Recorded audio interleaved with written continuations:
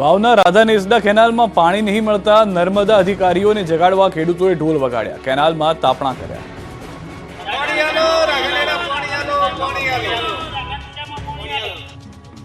પાણી વગર તરસ્યા વાવના રાધાનેસડાના ખેડૂતોએ ઢોલ વગાડી તંત્રને જગાડવા કર્યો પ્રયાસ। વાવ તાલુકાના છેવાડે રણની કાંધી આવેલા રાધાનેસડા ગામે ખેડૂતોને સિંચાઈ માટે કેનાલનું પાણી એક માસથી મળતું નથી, જેને લઈ ખેડૂતોમાં રોષ જોવા મળ્યો છે। નર્મદા કેનાલના અધિકારીઓને જગાડવા ખેડૂતોએ ઢોલ વગાડ્યા તેમજ કોરી ધાકોર કેનાલમાં બળતણ કરી રોષ પણ ઠાલવ્યો હતો। વાવની આકોલી બ્રાન્ચમાંથી નીકળતી રાધાનેસડા માઇનોર કેનાલમાં એક માસથી ખેડૂતોને પાણી મળતું નથી।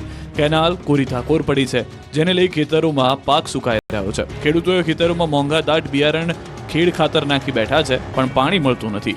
અધિકારીઓને ફોન કરે તો કહે પાણી મળી જશે, એજન્સીવાળા પાણી કાપી નાખે છે, જેથી પાણી મળતું નથી તેવા આક્ષેપો કર્યા હતા। જો આ સમસ્યાનો ઉકેલ નહીં આવે તો ખેડૂતોએ ભૂખ હડતાલ પર ઉતરવાની ચીમકી ઉચ્ચારી હતી। દિલ્હી મુંબઈ કોરિડોર હાઈવેનો 14 ગામના ખેડૂતોએ કર્યો છે વિરોધ। દાહોદથી નીકળતા દિલ્હી મુંબઈ કોરિડોર હાઈવેને લઈને ખેડૂતો વિરોધ કરી રહ્યા છે। દાહોદના 14 ગામના ખેડૂતો વળતરને લઈને મેદાને આવ્યા છે। જાલોદ તાલુકાના સરગ્રસ્ત 14 ગામના ખેડૂતો 17 મૂળભૂત સુવિધાઓને લઈને વિરોધ કરી રહ્યા છે। આ અંગે છેલ્લા 3 વર્ષથી માંગણીઓ કરી રહ્યા છે। આંદોલન અને આવેદનપત્રો આપી રહ્યા છે, છતાં તંત્રના પેટનું પાણી ન હલતા અંતે ફરી 14 ગામના લોકો રોડ પર ઉતર્યા હતા। તંત્ર હવે લેખિતમાં બાંહેધરી નહીં આપે તો 3 ડિસેમ્બરે રોડનું ચાલતું કામ બંધ કરવાની ચીમકી આપી છે।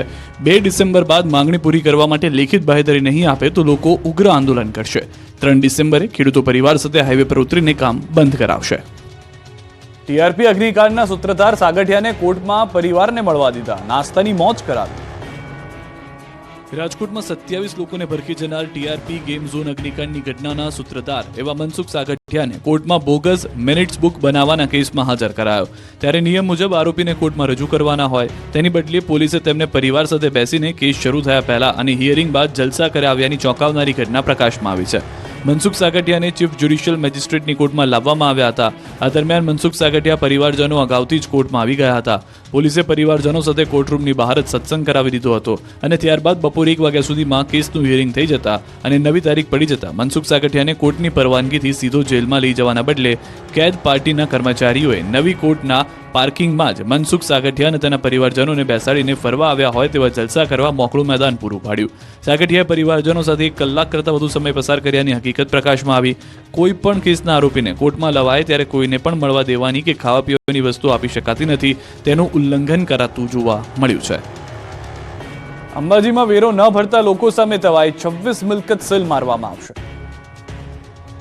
યાત્રાધામ અંબાજીમાં તંત્ર વેરો ન ભરતા લોકો સામે તવાઈ બોલાવવાનું શરૂ કરી ચૂક્યું છે। અંબાજીમાં અનેક સંસ્થાઓ મિલકતોએ કરોડો રૂપિયાનો વેરો ભર્યો નથી, જેથી ધર્મશાળા, રહેણાંક મકાન અને દુકાનવાળાઓ પાસેથી લાખો રૂપિયાની વેરા વસૂલાત માટે કામગીરી શરૂ કરવામાં આવી છે।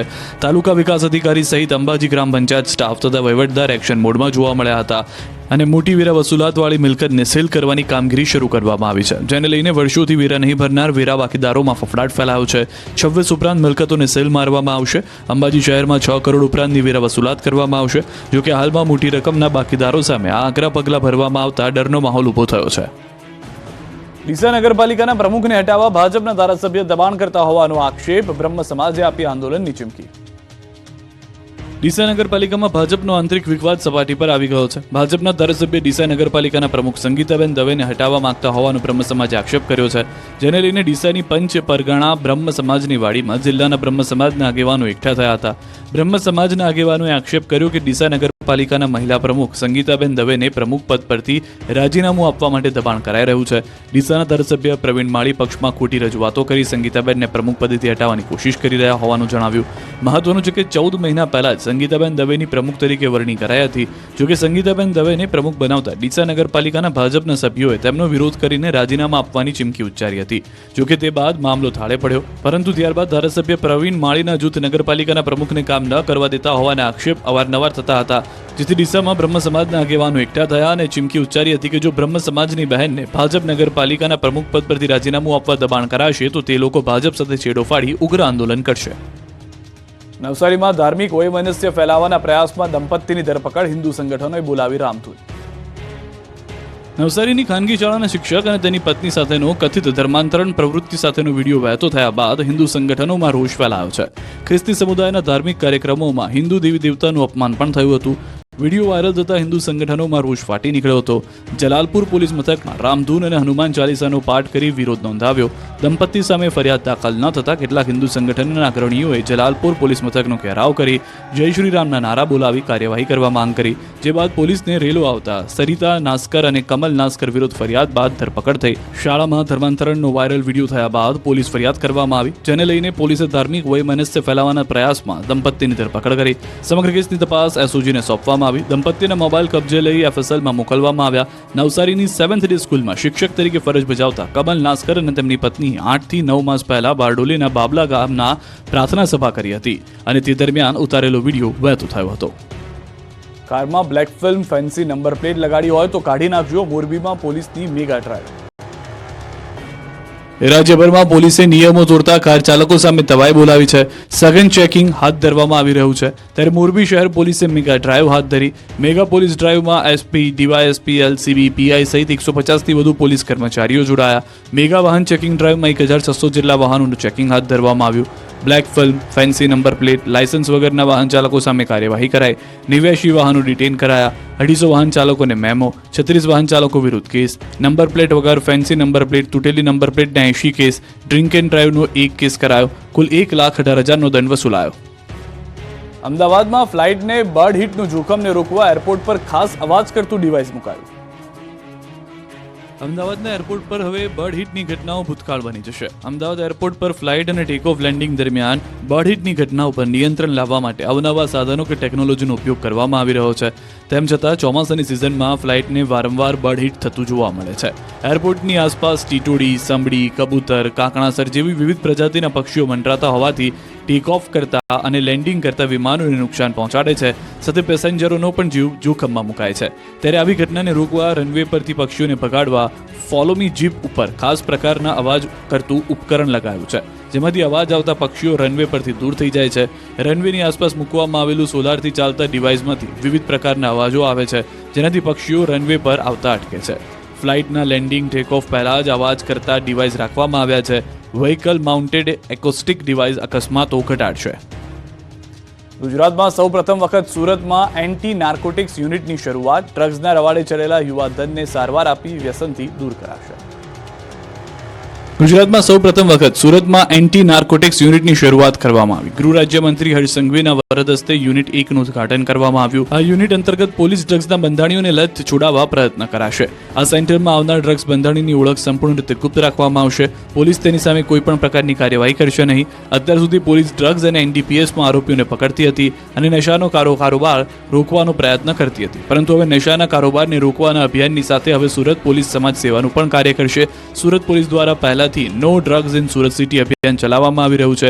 ત્યારે ગૃહમંત્રી હર્ષ સંઘવીએ ડ્રગ્સના રવાડે ચડેલા યુવાનોને આહવાન કર્યું કે તમારી સામે કોઈ પણ પ્રકારના એક્શન પણ લેવામાં આવશે નહીં, એટલે ડર્યા વગર આ યુનિટનો વધુમાં વધુ લાભ લો. હવે સુરતનો ટેક્સટાઇલ ઉદ્યોગ સંકટમાં છે. કારીગરોની અછતથી મુશ્કેલી. હીરામાં મંદી બાદ હવે ટેક્સટાઇલ ઉદ્યોગ પર પણ સંકટના વાદળો ઘેરાયેલા છે. હાલ સુરતના ટેક્સટાઇલ ઉદ્યોગમાં તેજીનો દોર ચાલી રહ્યો છે, પરંતુ સામે પ્રોડક્શન નથી થઈ રહ્યું. તેનું કારણ છે કારીગરોની અછત. દિવાળીનો તહેવાર તેમજ છઠ પૂજા કરવા માટે કારીગરો તેમના વતન ગયા છે. હજુ પણ મોટા પ્રમાણમાં કારીગરો પરત નથી આવ્યા. તેની સીધી અસર ટેક્સટાઇલ ઉદ્યોગ પર જોવા મળી રહી છે. કારીગરોને બોલાવવા માટે વેપારીઓએ વ્યવસ્થા કરી આપવા છતાં પણ કારીગરો ન આવતા હાલ તેજી વચ્ચે કમાવાના સમયે વેપારીઓને રડવાનો વારો આવ્યો છે.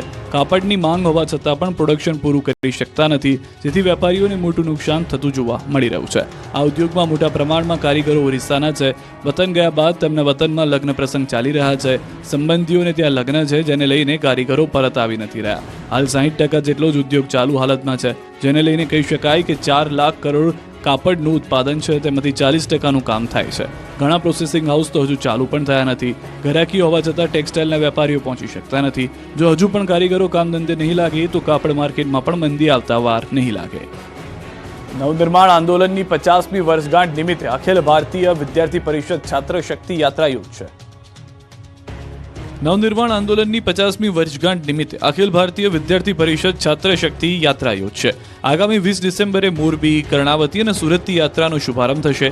યાત્રા જિલ્લાના કેમ્પસમાં જાહેર સભાઓ યોજશે. 1500 કિલોમીટરની યાત્રામાં વિદ્યાર્થીઓને જાગૃત કરવામાં આવશે. વિદ્યાર્થીઓને નવનિર્માણ આંદોલનના ઇતિહાસથી અવગત કરાવવામાં આવશે. સાથે જ વિદ્યાર્થીઓની સમસ્યા અને પ્રશ્નોને વાચા આપવામાં આવશે. સાથે જ 6, 7 અને 8 જાન્યુઆરીએ 2025ના રોજ અખિલ ભારતીય વિદ્યાર્થી પરિષદનું અધિવેશન પણ યોજાશે. આ અધિવેશનમાં સમગ્ર ગુજરાતના વિવિધ જિલ્લાઓમાંથી છાત્ર નેતાઓ અને વિદ્યાર્થીઓ મોટી સંખ્યામાં સહભાગી થશે. અધિવેશનમાં સમગ્ર ગુજરાતમાંથી કુલ 1200 જેટલા વિદ્યાર્થી પ્રતિનિધિઓ ઉપસ્થિત રહેશે. આ અધિવેશન છાત્ર શક્તિને ધગધગતી રાખવા અને ભારતીય શિક્ષણને ઉચ્ચતમ કક્ષાએ પહોંચાડવા માટે આ અધિવેશન માઇલસ્ટોન તરીકે પ્રસ્થાપિત થશે. સાથે જ વિદ્યાર્થીઓમાં નવીન ઉર્જા સંચય કરવાનું પણ કાર્ય કરશે. પ્રયાગરાજમાં યોજાનાર કુંભ મેળાની ગુજરાતમાં તૈયારીઓ. આરએસએસ પ્લાસ્ટિકના બદલે સ્ટીલની થાળી આપશે. ઉત્તર પ્રદેશના પ્રયાગરાજમાં યોજાનાર કુંભ મેળાની તૈયારીઓ શરૂ થઈ ગઈ છે. ત્યારે આ કુંભ મેળો હરિત કુંભ મેળામાં બને તે માટે આરએસએસ દ્વારા અનોખું અભિયાન હાથ ધરવામાં આવ્યું. કુંભ મેળામાં આવતા પ્રવાસીઓ ડિસ્પોઝલ વસ્તુઓનો ઉપયોગ ટાળે અને મેળામાં પ્લાસ્ટિક વસ્તુઓ બદલે થાળી અને થેલાનો ઉપયોગ કરી શકે તે માટે એક થેલા એક થાળી નામનું વિશેષ અભિયાન હાથ ધરવામાં આવ્યું. આ અભિયાન અંતર્ગત આરએસએસના સદસ્યો દ્વારા શેરીએ શેરીએ ઘરે ઘરે ફરી એક થાળી એક થેલો ઉઘરાવવામાં આવી રહી છે. આ થાળી અને થેલો પ્રયાગરાજ ખાતે મોકલવામાં આવશે. આ અભિયાન થકી જે પ્રતિદિન 1200 ટન કચરો ખાદ્ય સામગ્રી સહિતનો થાય છે તે ઘટે તે માટે આ વિશેષ પ્રયાસ હાથ ધરવામાં આવ્યો છે. મહત્વનું છે કે 23 જાન્યુઆરીથી 26 જાન્યુઆરી 2025ના આ મેળો યોજાશે, જેમાં અંદાજે 25 કરોડ શ્રદ્ધાળુઓ જોડાઈ શકે છે. ત્યારે આ અભિયાન માટે ગુજરાતના કાર્યકર્તાઓ આજથી કામે લાગી ગયા છે. કુંભ મેળા દરમિયાન ગુજરાતમાંથી 1000 જેટલા સ્વયંસેવકો પણ કુંભ મેળામાં જોડાવાના છે. પ્રાચીન પદ્ધતિને ઉજાગર કરવાનો અનોખો પ્રયાસ. મેઘરજના ઈસરી ગામે બળદગાડામાં દેશી વાજા સાથે વરઘોડો નીકળ્યો.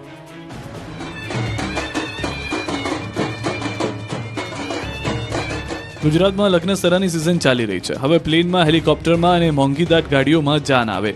મેઘરજમાં હાઈટેક જમાનામાં જૂની પરંપરા મુજબ લગ્ન થયા. ડિજિટલ યુગની વચ્ચે જૂની પુરાતન સમસ્યાની પદ્ધતિ દ્વારા બળદગાડામાં વરરાજાને બિરાજમાન કરી સમાજમાં એક પ્રેરણાદાયી લગ્ન વરઘોડો મેઘરજના ઈસરી ગામે યોજાયો. મેઘરજના ઈસરી ગામના ભાટિયા પરિવારની જયેશ ભાટિયાના દીકરા હર્ષ ભાટિયાના લગ્ન લેવાના હતા. તે સમયથી વરરાજાના પિતા જયેશ ભાટિયા મનમાં એક વિચાર હતો કે જ્યારે પોતાના દીકરાના લગ્ન લેશે ત્યારે વરઘોડો શબ્દ દૂર કરીને દેવદર્શન નામ આપીશ અને દેવદર્શન શબ્દને ચરિતાર્થ કરવા માટે ખર્ચાળ, ડીજે, બેન્ડ, બગી અને ઘોડાના ઉપયોગ પર બંધી કરી જૂની પુરાણી સંસ્કૃતિ પદ્ધતિ અપનાવીને સમાજમાં એક ઉદાહરણ બેસે એવી પદ્ધતિ અમલમાં મૂકીશ એવું નક્કી કર્યું હતું. જયેશ ભાટિયાએ જે નક્કી કર્યું હતું તે મુજબ 16 નવેમ્બરના રોજ હર્ષ ભાટિયાના લગ્ન હતા, એટલે ગત મોડી રાત્રે તેનો વરઘોડો હતો. વરરાજાના પરિવાર દ્વારા મોંઘીદાટ કાર કે બગીનો ત્યાગ કરી એક બળદગાડું મંગાવાયું. તેને જૂના જમાનામાં વહેલની શણગાર કરીને લગ્નમાં લઈ જવામાં આવ્યો હતો. સાથે જ તે મુજબ ઇકો ફ્રેન્ડલી રીતે સુંદર શણગાર કરવામાં આવ્યો. પરિવારના તમામ સદસ્યોમાં પુરાતન પદ્ધતિ અપનાવવાનો અનેરો ઉત્સાહ હતો. ડીજે અને બેન્ડ જેવા મોંઘા વાજિંત્ર સાધનોનો ત્યાગ કરીને જૂની પદ્ધતિના શરણાઈવાળા દેશી વાજા મંગાવીને વરરાજાના દેશી પદ્ધતિથી દેવદર્શન એટલે કે નગર યાત્રા કાઢવામાં આવી. આજના હાઈટેક યુગમાં પુરાતન પદ્ધતિ ઉજાગર કરવાના અનોખા પ્રયત્નને સૌ ગ્રામવાસીઓએ નિહાળ્યો અને પ્રેરણા લીધી હતી. આણંદથી સમાચાર. તસ્કરોએ મચાવ્યો તરખાટ. કોલ્ડ સ્ટોરેજમાં ત્રાટક્યા તસ્કરો. કોલ્ડ સ્ટોરેજની ઓફિસમાંથી તિજોરી ઉઠાવી ગયા. તિજોરી ના તૂટતા દૂર મૂકી ફરાર થયા. તસ્કરો ચોરીની ઘટના કરતા સીસીટીવીની અંદર પણ જોવા મળ્યા છે.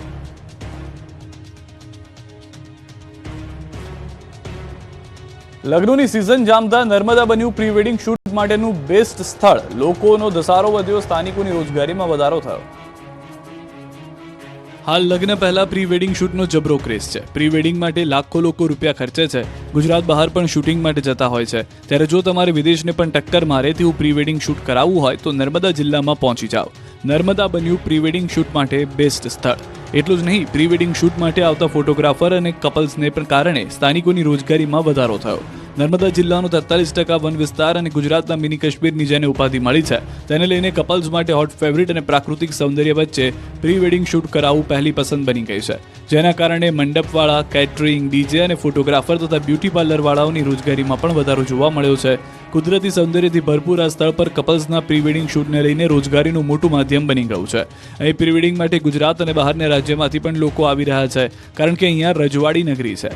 રાજમહેલોનો લુક, નદી નાળા તળાવનો લુક, સુંદર ગાર્ડન અને પહાડીઓ જંગલમાં તમામ લોકેશન એક જ જિલ્લામાં મળી આવે છે અને ફોટોગ્રાફી પણ ખૂબ સારી થાય એટલે નર્મદા જિલ્લો પ્રી વેડિંગ માટે આકર્ષણનું કેન્દ્ર બન્યો. ઐતિહાસિક રજવાડી પેલેસ લગ્નની સિઝન ચાલુ થાય એ પહેલાથી પ્રી વેડિંગ માટે મહેલો અને રિસોર્ટ બુક થઈ જાય છે. ભરૂચ, વડોદરા, અમદાવાદ, સુરત, છોટાઉદેપુરથી લઈને ભાવનગર, રાજકોટના કપલ્સ પણ નર્મદા જિલ્લામાં પ્રી વેડિંગ માટે આવે છે. રજવાડી મહેલો સાથે મંડાણ, નીનાઈ, સગાઈ, વિશાલ ખાડી, જરવાણી, નેત્રંગી, ઘાણીગુટ, ધોધ સહિતના કેવડિયા, એસઓયુ અને ટેન્ટ સિટી રિસોર્ટ ગણ્યા ન ગણાય એવા લોકેશન છે. જિલ્લામાં માત્ર પ્રી વેડિંગ જ ની વાત કરીએ તો લાખો રૂપિયાની કમાણી જોવા મળે છે.